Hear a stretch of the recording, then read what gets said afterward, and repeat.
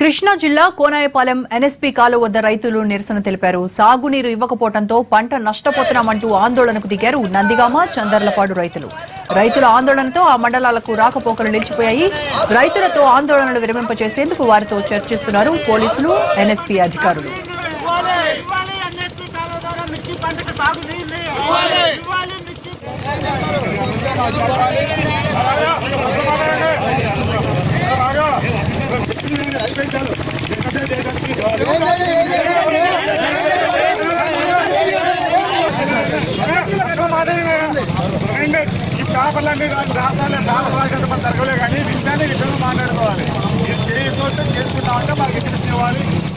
ఎకరాల తోటకి ఇప్పటికి 1,00,000 రూపాయలు కౌలు కట్టా.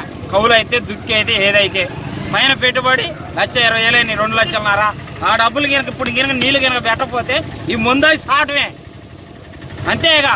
మంచి పోతా పెంచే టైం వచ్చిందండి. నీళ్ళు వస్తున్నాయి కదా, ఏడొస్తున్నాయి.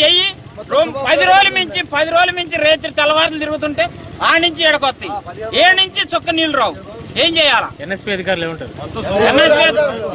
ఎవరు మాతో నందిగాం పోతే ఆడెవరు లేరు.